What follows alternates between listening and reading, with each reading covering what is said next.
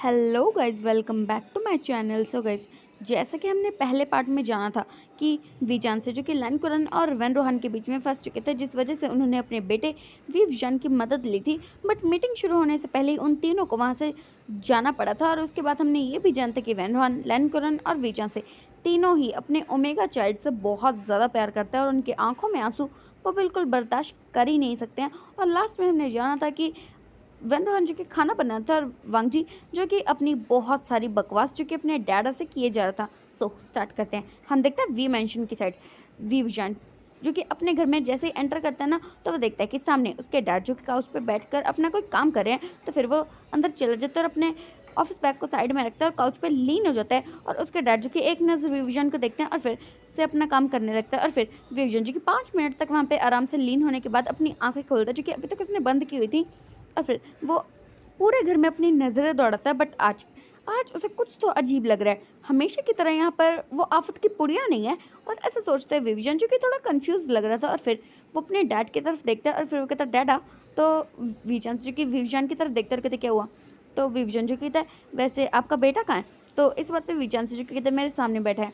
तो विविजन जो कहता है मैं अपनी बात नहीं कर रहा हूँ, मैं जंक्शन की बात कर रहा हूँ। तो इस बात पे वीचन से जो कहते हैं अपने रूम में है। तो फिर विविजन जो कि एक बार पूरे घर में अपनी नज़रों को दौड़ाता है और फिर वो कहता है वैसे आज ये आफत की पुड़िया शांत कैसे है, मतलब ऐसा वो मन में सोचता है। और फिर अपने डैड को देखता है और कहता है डैड आप मीटिंग से इतनी जल्दी आ गए थे क्या, क्यों उस आफत की पुड़िया ने। तो इस बात पे विविजन से जो कि घूर के देखता है, कहता है भाई अब तुम्हारा।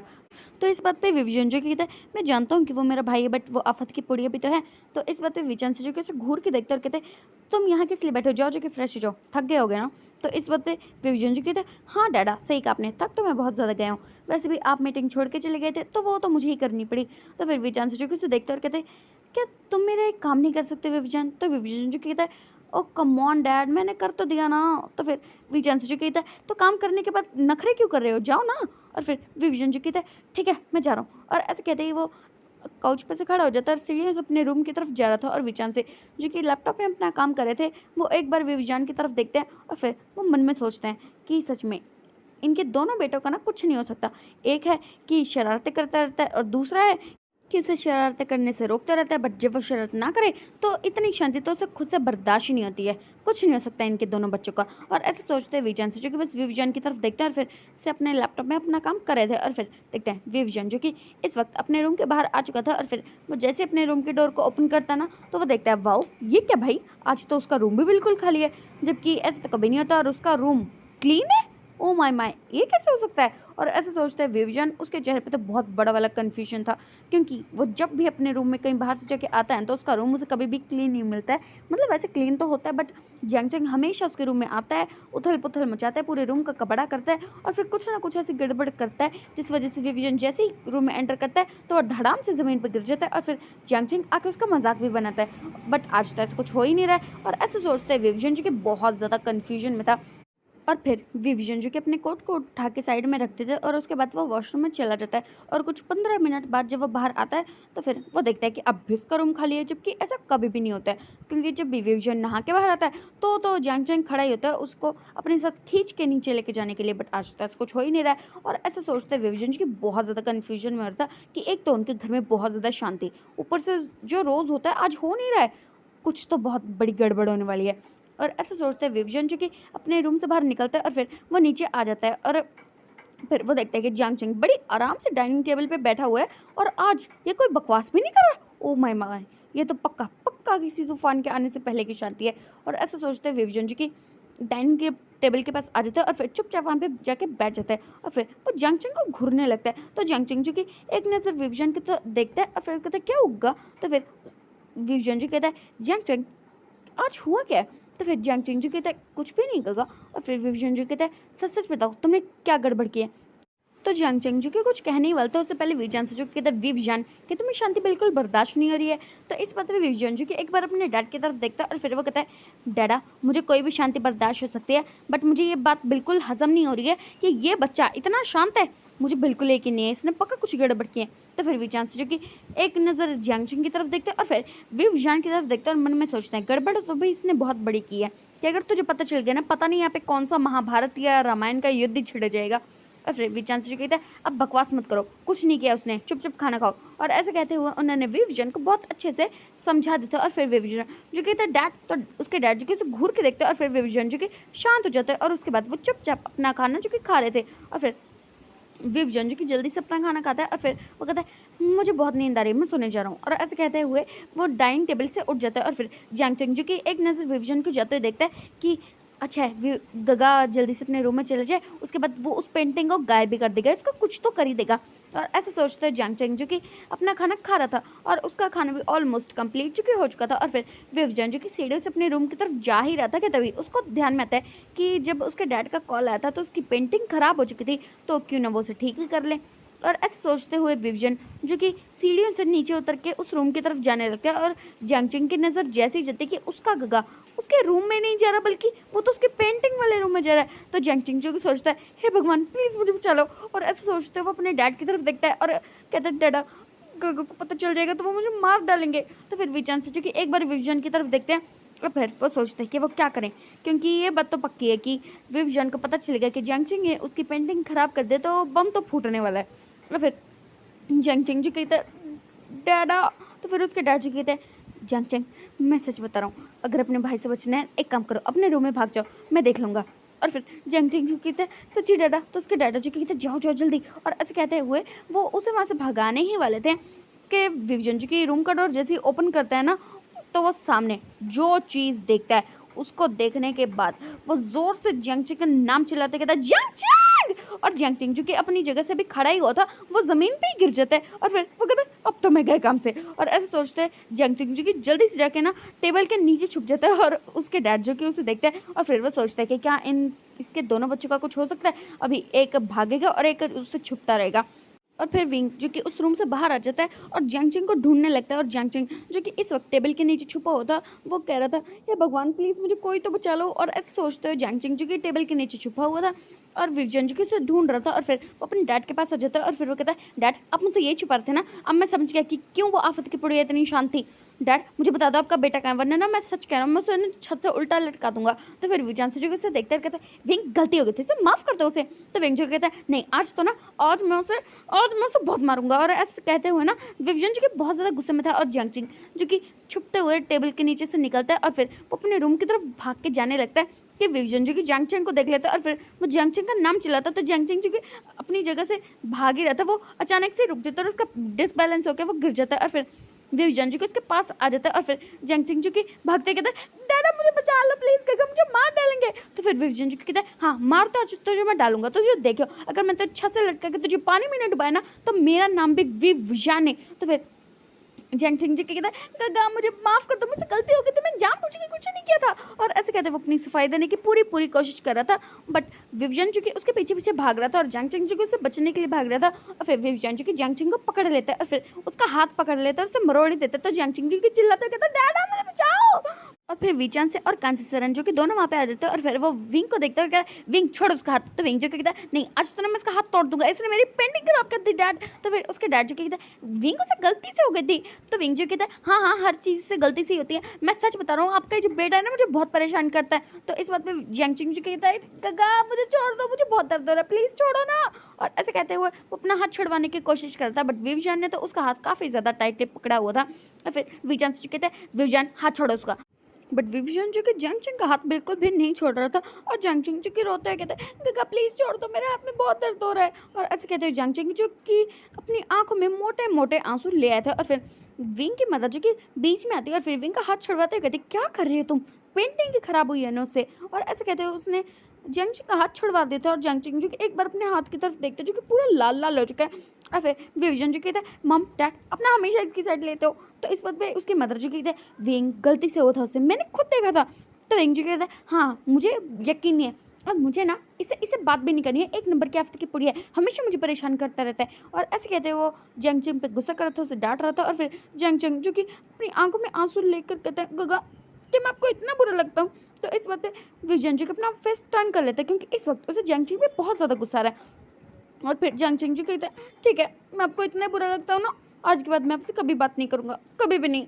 और ऐसे कहते हुए ना जैंग चंग जो कि अपने रूम की तरफ भाग जाता है और फिर विविजन जैसे ही बात सुनते हैं कि जैंग चंग उससे कभी बात नहीं करेगा, तो फिर वो जैसे टर्न होकर देखता है ना, बट तब तक जैंग चंग जो कि अपने रूम में भाग चुका था। और फिर विविजन जो कि वहीं पे खड़ा होता है कि ये क्या हो गया, उसने वो बस गुस्सा कर रहा था उस पर क्योंकि उसे गुस्सा आया था, ये क्या मतलब समझ लिया जैंग चंग ने।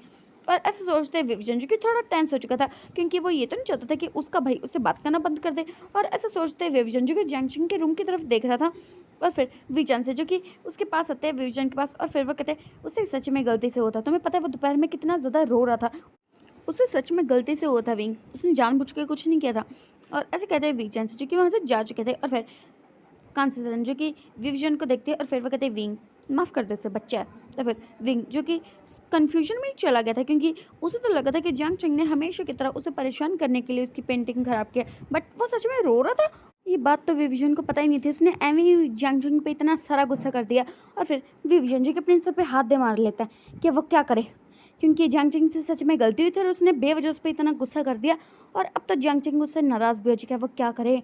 और ऐसे सोचते हुए विविजन जो कि जाके काउच पे बैठ जाते कि वो क्या करे क्या करे क्या करे। और ऐसा सोचते हुए कब रात के 12 बज जाते हैं उसे खुद भी नहीं पता चलता, बट काफ़ी देर तक सोचने के बावजूद उसके दिमाग में कोई भी आइडिया जो कि नहीं आता है। और फिर विविजन जो कि सोचता है कि कल संडे है, पूरा दिन है विविजन के पास, वो जैंग चंग को मना ही लेगा। और ऐसे सोचते हुए विविजन जो कि अपने रूम में चला जाता है। और फिर हम देखते हैं दूसरी साइड यानी कि लैंड हाउस में, जहाँ पर इस वक्त जाओ जिशु जो कि अपना सर झुका के खड़ा होता है और उसके गगा जो कि उसे बहुत ज़्यादा डांट रहे थे। और फिर लैंकुरन जो कि उन दोनों के बीच में आते कहते बस करो, कितनी देर से तुम इससे डांट ही रहे हो।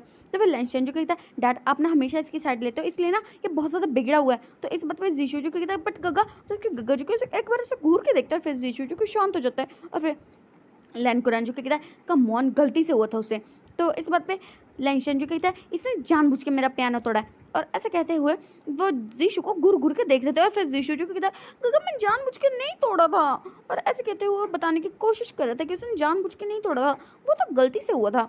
क्योंकि जीशु जब अपने गगा के रूम में गया था तो अचानक से उसका पैर फिसला था, जिस वजह से वो पियानो के ऊपर गिर गया था और उसी वजह से तो जीशु को हाथ में चोट लगी थी और उसके गगा का फेवरेट पियानो भी टूट चुका था। और फिर लेंशन जो कि कहता है जीशु तुम जानबूझ के मुझे परेशान करते हो ना। तो इस बात पे जीशु जो कि एक इनोसेंट सा फेस बनाता है कहता है गगा सच्ची कह रहा हूँ, मैंने जानबूझ के नहीं किया था।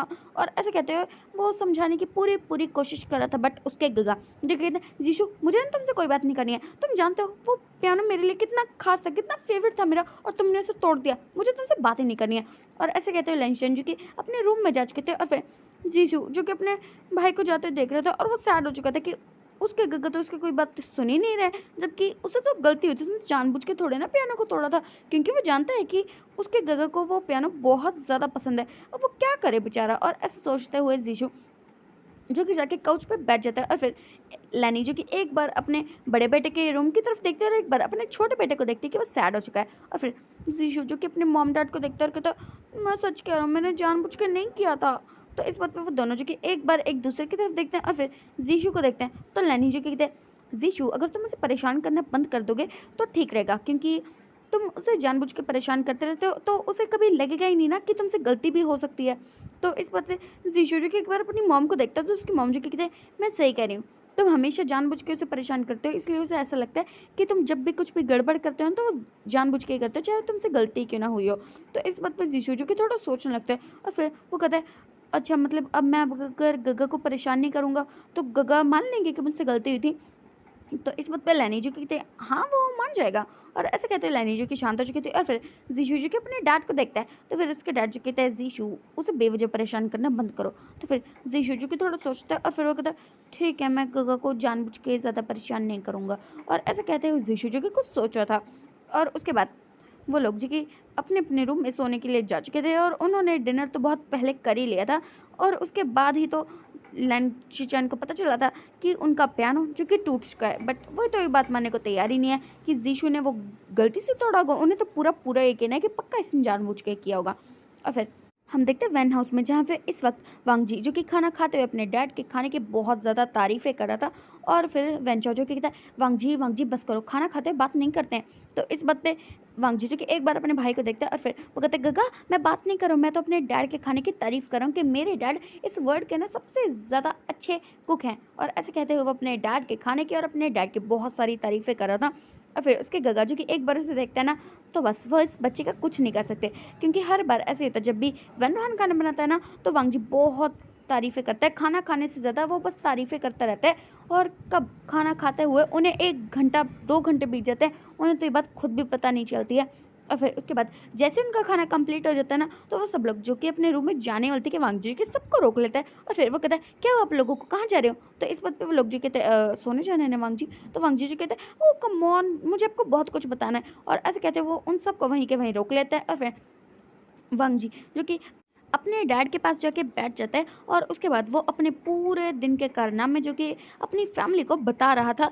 और उसके भाई जी के बस उसे देखते हुए ये बात सोच रहे थे कि जिन बातों का कोई मतलब नहीं होता ना, वांग जी तो उसमें भी इंटरेस्ट ले आता है, पता नहीं ये क्या करता रहता है। और बातें करते करते करते करते कब उन्हें रात का 1 बज जाता है, उन लोगों को पता भी नहीं चलता है। वेल सबको तो बहुत ज़्यादा नींद आ रही थी, बट वांग जी जो कि बकवास किए जा रहा था। और फिर कुछ 15-20 मिनट बाद वांग जीजू की बातें करते करते करते करते सो जाता है, और अपने डैड के कंधे पर ही सर रख के वांग जीजू की सो चुका था। और उसके भाई जैसे ही देखता है ना कि आखिरकार वांग जी सो चुका है, तो फिर वो लोग कहते हैं, डैड आप इस बच्चे को ना इसके रूम में छोड़ के आ जाना, हम तो जा रहे हैं सोने। और ऐसे कहते हुए वो लोग जो कि अपने रूम में भाग चुके थे। और फिर वैन जो कि अपने तीनों बेटे को देखते हैं कि कितनी स्पीड में भागे हैं वो लोग, जबकि अभी तक तो उन्हें बड़ी नींद आ रही थी। और फिर वैन जो कि एक बार वांग जी की तरफ देखता है कि इतनी सारी बातें करने के बाद आखिरकार वांग जी जो कि सो चुका है। और फिर वनरॉन जो कि वांग जी के फेस को देख रहे थे कि वांग जी सो तो है, कितना ज़्यादा क्यूट लगता है, बिल्कुल एक छोटे से बने की तरह। और फिर वनरॉन जो कि अपनी जगह से खड़ा हो जाता है। और फिर वैन रोहन पहले वांग जी को उसके रूम में छोड़ते हैं, और उसके बाद वो अपने रूम में जा चुके थे। और वांग जी जो कि इस वक्त अपने बेड पे पूरी तरह से फैल के सो रहा था, उसका ब्लैंकेट जो कि ज़मीन पे गिरा हुआ था, और वांग जी जो कि बहुत ज़्यादा पीसफुली सोया हुआ था। और फिर यहाँ से हम सीन कट करके देखते हैं सुबह का सीन, जहाँ पे वैन रोहन लिविंग हॉल में घड़ी की तरफ देख रहा था कि अब सुबह के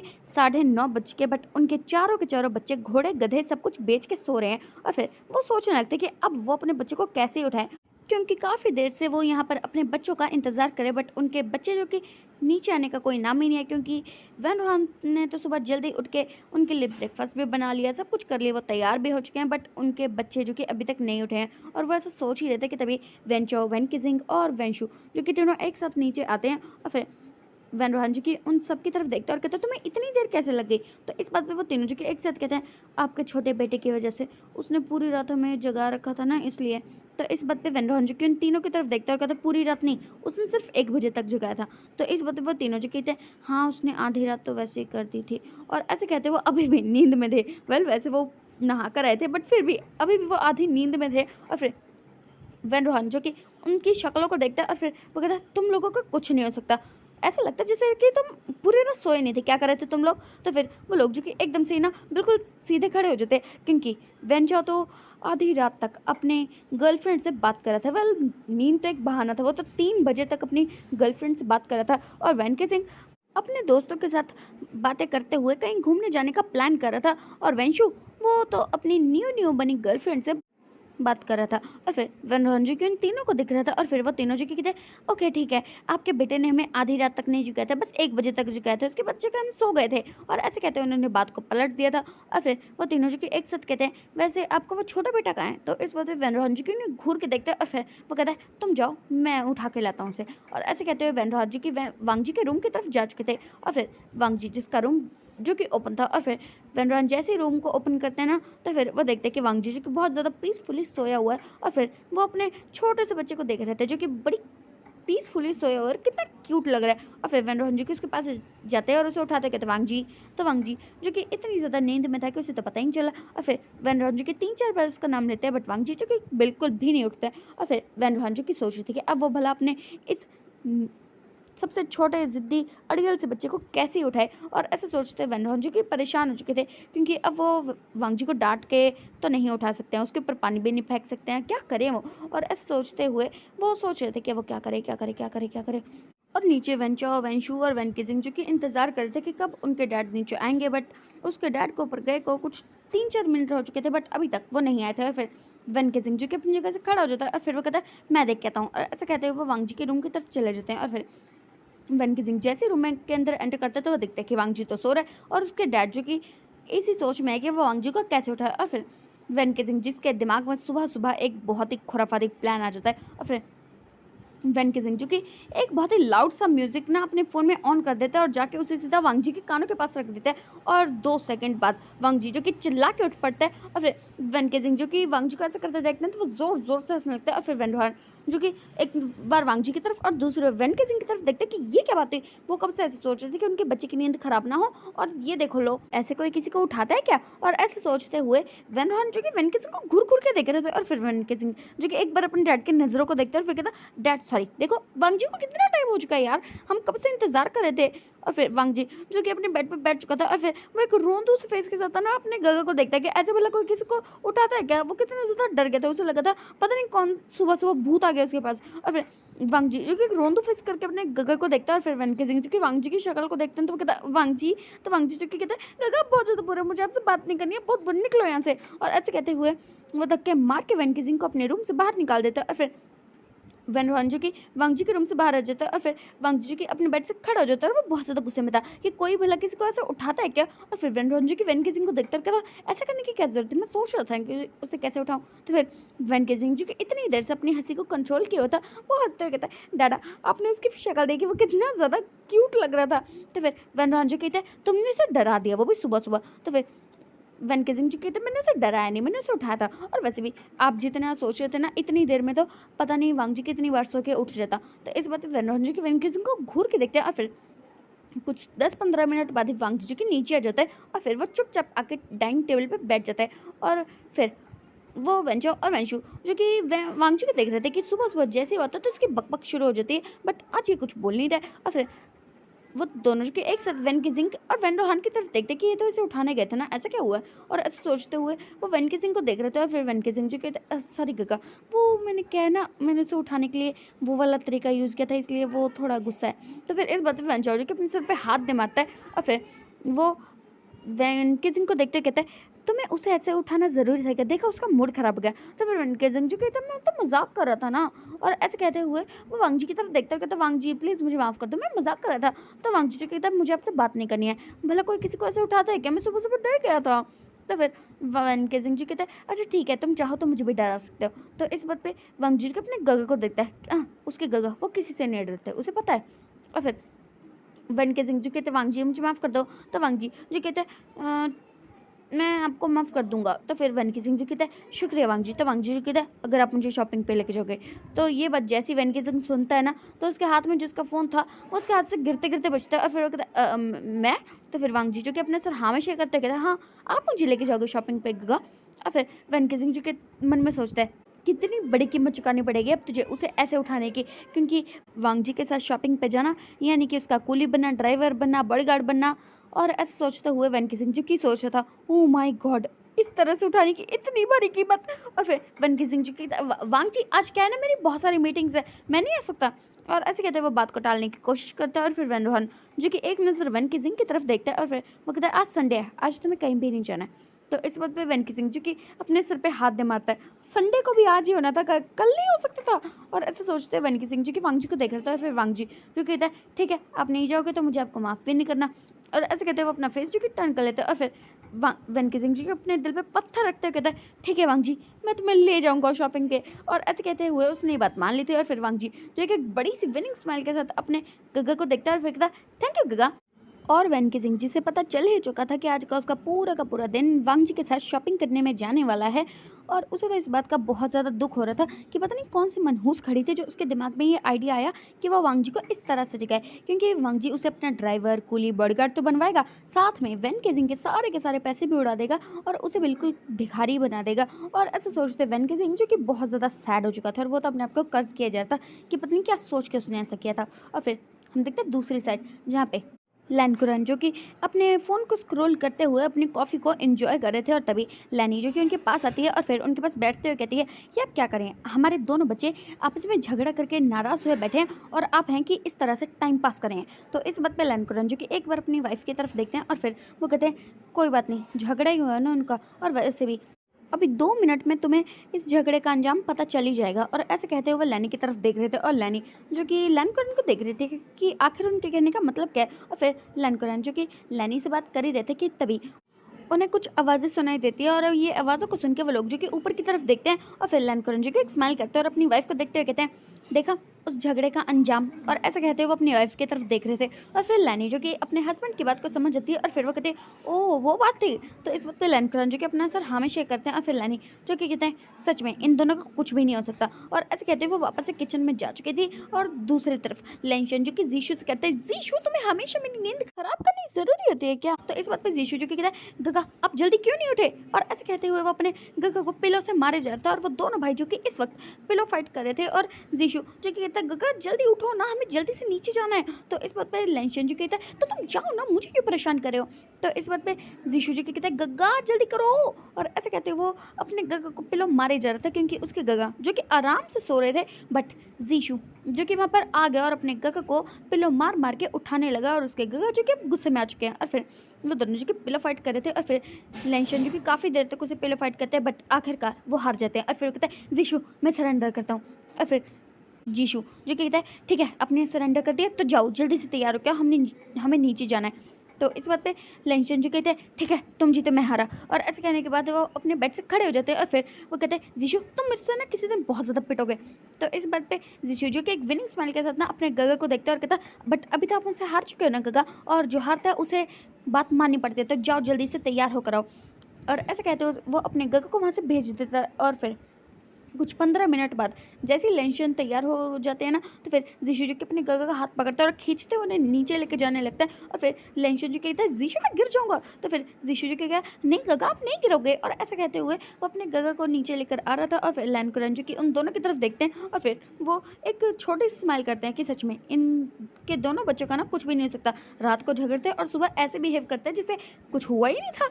और फिर जीशु जो कि लेंशन को लाने के बाद अपने साइड वाले चेयर पे बिठा देते हैं। और फिर वो कहता है गगा आज हम दोनों साथ में बैठेंगे। और ऐसे कहते हैं वो दोनों जो कि वहाँ पे बैठ जाते हैं। और तभी लैनी भी वहाँ पे आ जाती है। और फिर वो लोग जो कि सुबह सुबह साथ में ब्रेकफास्ट कर रहे थे। और फिर जीशु जो कि कहता है गगा आप मेरे साथ चलोगे ना। तो इस वक्त लेंशन जो कहते हैं कहाँ जाना है जीशु। तो फिर जीशु जो कि कहता है गगा आज हम शॉपिंग पर जा रहे हैं, आप मेरे साथ चलोगे। तो फिर लेंशन जो कि थोड़ा सोचते हैं और फिर वो जीशु की तरफ देखते हैं। और जीशु जो कि एक बहुत ही मासूम सा फेस लेके और आंखों में चमक लेके अपने भाई को देख रहा था। और फिर लेंशन जो कि अपने भाई को बिल्कुल भी मना नहीं कर पाते। और फिर वो कहता है ठीक है मैं चल रहा हूँ। और ऐसे कहते हैं उन्होंने तो ये बात बहुत आसानी से मान ली थी। और फिर लैन कुरान जो कि जानते थे कि कुछ ऐसा ही होने वाला है, उनको बच्चों का ना ऐसे ही होता है कि जब भी वो कभी झगड़ा करते हैं ना तो रात को झगड़ा करते हैं, सुबह तक भूल जाते हैं। और फिर जीशु अपनी कोई ना कोई ट्रिक करके लेंशन से अपनी सारी की सारी बातें मनवा ही लेते हैं। और उसके बाद जीशु जो कि अपने भाई को एक बहुत बड़ी वाली स्माइल के साथ देखते हैं और फिर कहता है गगा आप सबसे ज़्यादा बेस्ट हो। और ऐसे कहते हैं वो अपने गगा के शोल्डर पर टैप टैप करते हैं। और उसके बाद वो लोग साथ में ब्रेकफास्ट करते हैं। और फिर जीशु जो कहता है गगा हमें शाम को जाना है याद रखना। और ऐसे कहते हैं जीशु जो कि वहाँ से भाग के अपने रूम में चला जाता है। और फिर लेंशन जो कि उसे जाते देखते हैं और फिर अपने से नामिशे करते हैं कि कैसे बच्चे का कुछ हो सकता है, पहले उसे गुस्सा दिलाएंगे और फिर कुछ ऐसी हरकत करेंगे जिस वजह से लेंशन जो कि 2 सेकंड में उसकी बात मान लेते हैं। और उसके बाद वो अपनी ही बात उनसे मनवा भी लेता है। कितना चालाक है ये जीशु, कुछ नहीं हो सकता इनके भाई का। और ऐसे सोचते हुए लेंशन जो कि जीशु के रूम की तरफ देख रहे थे। और फिर हम देखते हैं दूसरी साइड जहाँ पे इस वक्त विवजन जो कि अपने रूम में लेटा हुआ था। वेल वो सो नहीं रहा था, वो जाग रहा था। बस वो इंतज़ार कर रहा था कि कब जियांग जिंग हमेशा की तरह आएगा, उसके ऊपर पानी फेंकेगा या कुछ तो करके उसे उठाएगा। बट विवजन पिछले 20 मिनट से इंतज़ार कर रहा है बट अभी तक जियांग जिंग बिल्कुल भी नहीं आए क्योंकि हमेशा जियांग जिंग 9 बजे से पहले यहाँ पे आ पड़ता है। बट अभी 9:30 हो चुके हैं बट जियांग जिंग जो कि यहाँ पर नहीं है। और फिर विवजन जी की थोड़ा और इंतज़ार करता है बट जियांग जिंग जो कि वहाँ पर नहीं आता है। और फिर विवजन जी के मन मार के अपनी जगह से खड़ा हो जाता है। और फिर वो सोचने लगता है कि आज जियांग जिंग आया क्यों नहीं। और ऐसे सोचते हुए विवजन जो कि थोड़ा और वेट करता है बट वो नहीं ही आता है। और 10 जो कि बच जाते हैं। और फिर विवजन जी की अपनी जगह से खड़ा हो जाता है और उसके बाद वो वॉशरूम में चला जाता है। और थोड़ी देर बाद विवजन जो कि नहाकर बाहर आता है और फिर वो नीचे उतरता है तो देखता है कि जियांग जिंग जो कि काउच पे बैठा हुआ है। और फिर वो उसके पास चला जाता है और फिर वो जियांग जिंग को देखने लगता है। और जियांग जिंग जो कि उससे बिल्कुल भी बात जो कि नहीं कर रहा था। और फिर विवजन जो कि जियांग जिंग को देखने लगता है कि आज आखिर इस कार्य से हुआ क्या। और फिर विवजन ऐसा सोच ही रहा था कि तभी जियांग जिंग जो कि अपनी जगह से खड़ा हो जाता है और फिर वो अपने रूम की तरफ चला जाता है। और फिर विवजन जो कि जियांग को जाते हुए देख रहा था कि आज ये आखिर हो क्या रहा है। संडे की सुबह जियांग ने विवजन से कोई झगड़ा नहीं किया, उसे बहस नहीं की, उसे परेशान नहीं किया। और ऐसे सोचते विवजन जो कि बहुत ज़्यादा कन्फ्यूजन में था कि तभी वहाँ पे वीचान से आ जाता है। और फिर वो विविजन की तरफ देखते हैं और फिर वो वहाँ पे बैठ जाते हैं और फिर विविजन को देखते कहते क्या हुआ। तो विविजन जो कि एक बार अपने डैड को देखते हैं और फिर जाके वहाँ पे बैठ जाता है और फिर वो कहता है डैड क्या मैं सपना देख रहा हूँ, क्या जंग जंग मुझसे सच में बात नहीं कर रहा है। तो इस बात पे विजान से जो कि एक बार विवजान को देखते हैं और फिर वो कहते हैं तुमने तो उसे कहा था कि वो तुम्हें आफत की पुड़िया लगता है इसलिए वो तुमसे बात नहीं कर रहा। तो इस बात पे विवजान जो कि थोड़ा सैड फेस बनाता है और फिर वो कहता है मैं तो गुस्से गुस्से में कह दिया था ना, उसने इतना मतलब क्यों समझ लिया इसका। और ऐसे कहते हुए अब उसे गुस्सा आ रहा था कि वो तो गुस्से गुस्से में कहता और जंग जंग को ज़्यादा सीरियसली ले लिया। इतना सीरियसली तो इसे विवजान ने भी नहीं लिया था। और फिर विचान से जो कि कहते हैं वो तो तुम्हें बोलने से पहले सोचना चाहिए था ना, जबकि तुम जानते हो कि वो कितना ज़्यादा सेंसिटिव है। और ऐसे कहते हुए विचान से जो कि अपनी कॉफ़ी को एंजॉय कर रहे थे और फिर विजन जो कि अपने डैड की तरफ देखते हैं और फिर वो कहता डैड अब मैं क्या करूँ। तो फिर विचान से जो कि कहता है क्या वो तुम्हारा भाई है ना, करो जो तुम्हें करना है, मुझसे मत पूछो। तो इस बात पे विजन जी की एक बार अपने डैड को देखते हुए कहता डैड आप उसे बहुत अच्छे से जानते हो, बता दो ना मैं क्या करूँ कि वो मान जाए।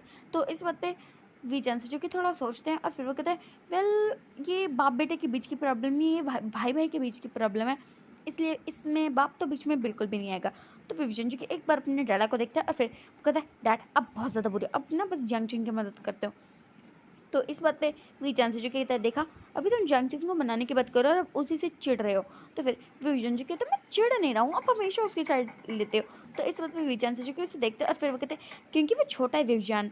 तो विंग जो कि अपने फादर को देखने लगता है और फिर जंग सॉरी विजान से जो कि कहते हैं जंग अभी छोटा है, तुम बड़े हो चुके हो और जहाँ तक तुम्हें याद हो जब तुम छोटे थे तो मैंने तुम्हें भी बहुत प्यार किया था और जहाँ तक मुझे याद है तब तक जंक्शन तो बिल्कुल जेलस नहीं होता था, तो तुम कितना चिढ़ते हो। तो इस बात पे फ्यूजन जी की सोच में पड़ जाता है कि ये बात बिल्कुल सही है, उसके डैडा ने उसे कभी ना तो डांटा ना उसमें फ़र्क किया। वो अलग बात है कि वो उसे कभी कभी धमकी दे देते हैं, कभी कभी गुस्सा कर देते हैं, बट वो भी तभी करते हैं जब विविजन को ज़्यादा ही ओवर रिएक्ट करता है। और ऐसे सोचते विविजन जी के अपने डैडा की तरफ देखते और कहता ठीक है मैं मानता हूँ हो गई मुझसे गलती, अब मैं क्या करूँ।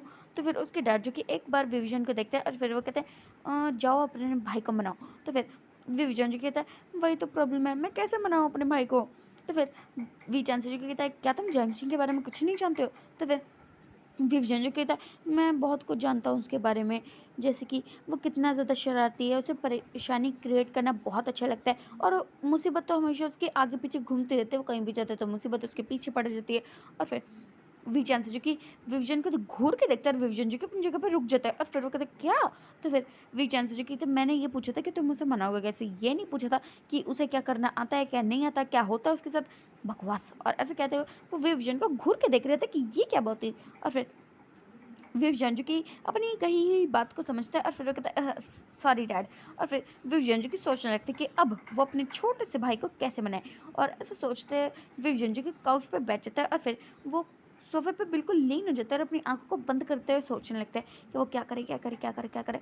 और कुछ 5 मिनट तक सोचने के बाद विवजन जो कि जल्दी से अपनी आंखें खोलता है और फिर एक विनिंग स्माइल के साथ ना अपने डैडा की तरफ देखता है और फिर विजान जो कि विजान की तरफ देखते रहे क्या हुआ। तो फिर विजान जो कहता है मुझे एक बहुत अच्छा आइडिया आ चुका है। तो इस बात पे विजान जो कहते हैं और वो आइडिया क्या है।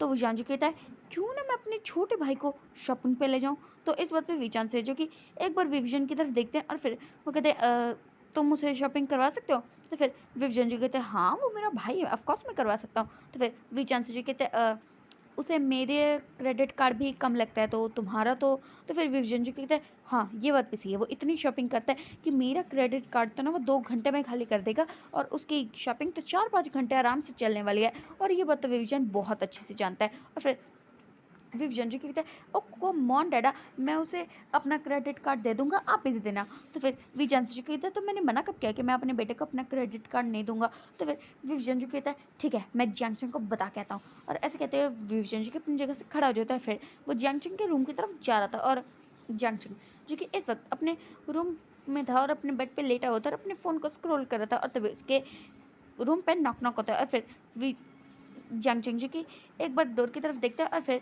वो कहता है डोर ओपन है। और फिर तभी विवजन जी की डोर को ओपन करता है और फिर वो अंदर आ जाता है। तो जियांगचंग जैसे ही विवजन को देखते हैं तो वो अपना फेस टर्न कर लेता है कि उसे उसके घर से कोई भी बात नहीं करनी है। और फिर विवजन जी को जियांगचंग के पास आ जाता है और उसके पास बैठ जाता है और फिर जियांगचंग जी को उससे अपना फेस टर्न कर लेता है। और फिर विवजन जी कहता है जियांगचंग, तो जियांगचंग जी कहता है कौन हो आप। और फिर विवजन जी कहता है मैं भाई हूँ तुम्हारा। तो फिर जैंग चिंग जो कहता है बट जहाँ तक मुझे याद है मेरे कोई भी गगा नहीं है, उन्हें मैं आफत की पुड़िया लगता हूँ ना। और ऐसे कहते हुए वो सैड हो चुका था क्योंकि उसे तो ये बात बहुत ज़्यादा बुरी लगी थी कि उसके गगा ने उसे आफत की पुड़िया कहा। वो मानता है कि वो थोड़ी ज़्यादा शरारतें कर ही देते हैं, बट उसके गगा उसे आफत की पुड़िया मानते हैं, ये बात उसे बिल्कुल पसंद नहीं आई। और फिर विविजन जो कि एक बार जैंग चिंग की तरफ देखता है और फिर कहता है चैंग मान जाओ ना। तो फिर जंगचंग जो कहता है नहीं, मेरे कोई गगा नहीं, मुझे नहीं बात करनी किसी से। और ऐसे कहते हुए अब जंगचंग जो कि गुस्से में था और उसे बहुत ज़्यादा गुस्सा आया था विविजन की बात पे, और फिर विविजन जो कि उसे मनाने में लग जाता है। और कुछ 15-20 मिनट मन मुशक्कत करने के बाद, गिड़गिड़ाने के बाद जाके जंगचंग जो कि मान जाता है। और फिर जंग सिंह जो कि विंग को देखते हुए कहता है गगा मैं सच्ची कह रहा हूँ, अगर आपने दोबारा मुझे आफत की पुड़िया या फिर कुछ भी कहा ना तो इस मैं आपसे कभी कभी कभी बात नहीं करूंगा। और ऐसे कहते हुए जंग सिंह ने विविजन को अच्छी खासी धमकी जो कि दे दी थी। और फिर विविजन जो कि अपना सर झुकाते कहते हैं योर हाइनेस मेरा क्या दिमाग खराब है जो मैं अपने छोटे से प्यारे से भाई को ऐसा कहूँगा। तो इस बात पे जंग चंग जो है बड़ी सी स्माइल करता है और फिर वो कहता है गगा मैं सच्ची बता रहा हूँ, दोबारा ऐसा मत करना। तो फिर विविजन जो कहता है मेरी इतनी बुरी किस्मत नहीं है कि मैं दोबारा ऐसा जोखिम उठाऊँ। और ऐसे कहते हुए विविजन ने आखिरकार अपने छोटे भाई यानी कि जंग चंग को मना ही लिया था। और फिर हम देखते हैं शाम का सीन वैन हाउस में, जहाँ पे इस वक्त वेंचाओ और वैन जो कि किसी चीज़ को लेकर कुछ डिस्कशन कर रहे थे। तभी वेंचाओ जिसका कॉल की रिंग होता है और फिर वो अपने कॉल की तरफ देखता है और फिर जैसे वो नाम देखता है ना तो उसे पता था कि होने क्या वाला है, इसलिए वो सोच रहा था कि वो कॉल पिक करे या ना करे, करे या ना करे।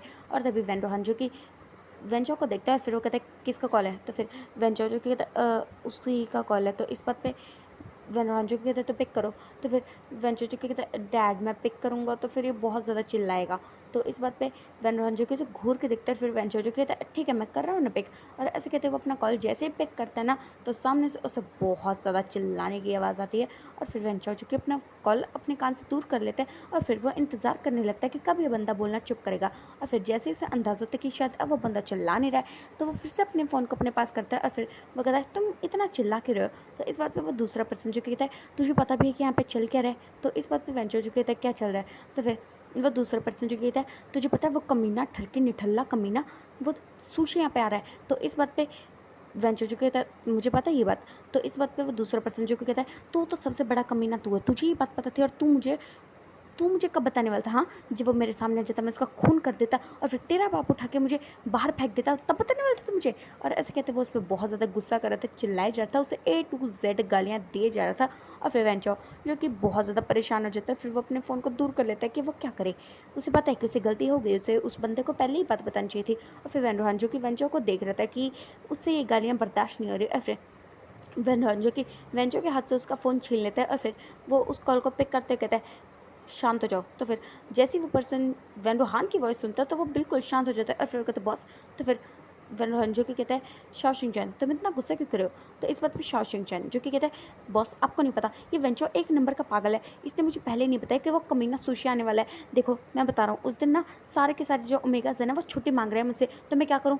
तो इस बात पे वैन रोहान जो कि कहता है ठीक है उन्हें दे दो। तो फिर शॉशंकर जो कहता है ठीक है बॉस मैं जानता था कि आप यही करने वाले हो, बट मुझे ये बताओ कि सारे ओमेगा छुट्टी ले रहे हैं तो क्या मैं ले सकता हूँ। तो इस बात पे वैन रोहान जो कहता है तुम बिल्कुल भी छुट्टी नहीं ले सकते हो। तो इस बात पे शॉशंकर जो कहता है मैं क्यों नहीं छुट्टी ले सकता हूँ। तो फिर वैन रोहान जो कहता है क्योंकि सारे मेरे पर्सनल असिस्टेंट नहीं है ना तुम हो, इसलिए तुम छुट्टी नहीं ले सकते हो। तो इस बात पे शॉशंकर जो कहता है बॉस मैं सच बता रहा हूँ अगर वो सूशा कमीना मेरे सामने आ गया ना तो मैं उसे मार डालूंगा। तो इस बात पे वन हॉन्जू कहता है शॉशिंग चैन डोंट वरी तुम उसके सामने मत जाना। तो इस बात पे शॉशिंग चैन जो कि कहता है बॉस आप हमेशा ऐसे करते हो और फिर भी मुझे किसी ना किसी तरह उसके सामने जाना पड़ता है और फिर अगर उसने मेरे से बदतमीजी की ना तो सच बता रहा हूँ मैं इस बार उसका सर फोड़ दूंगा और अगर आपने मुझे रोकोगे ना तो मैं रुकूंगा नहीं। और ऐसे कहते हुए वो बता रहा था क्योंकि जो सुशे है वो बहुत ही ज़्यादा एक नंबर का कमीना ठरके इंसान है। ओमेगा देखा नहीं कि उस पर लाइन मारना, उसे फ्लर्ट करना, उसके साथ बदतमीजी करना शुरू हो जाता है। और फिर वेंडोहान जो कि कहता है शॉशिंग चैन कुछ नहीं होगा मैं हूँ ना, और अगर उसने इस बार कुछ भी किया ना तो मैं उसे इतनी दूर इस दुनिया से कर दूंगा ना कि दोबारा कभी किसी ओमेगा तो क्या अपनी खुद की तरफ भी नज़र उठा के नहीं देखेगा। तो इस बात पे शॉशंक जो कहता है ठीक है बस मैं आपकी बात मान रहा हूँ बट मैं इस वेंचो को ना छोड़ूंगा नहीं, इसका मीनिंग ने मुझे पहले नहीं बताया। तो इस बात पे वैन जो कि एक मिनट से वेंचो की तरफ देखता है जो कि अपने डैड को आंखों आंखों में करता प्लीज़ मुझे इसे बचा लो, ये पक्का मुझे जान से मार डालेगा। और फिर वैन जो कहता है कोई बात नहीं, माफ़ कर दो उसे। तो फिर शाओशुंग जो कहता है उसको तो मैं देख लूँगा, और ऐसे कहते हुए अपना कॉल जो कि कट करता है। और फिर वेंचर जो कहता है वैसे डैड आप उस सुशी से मिल ही क्यों रहे हो?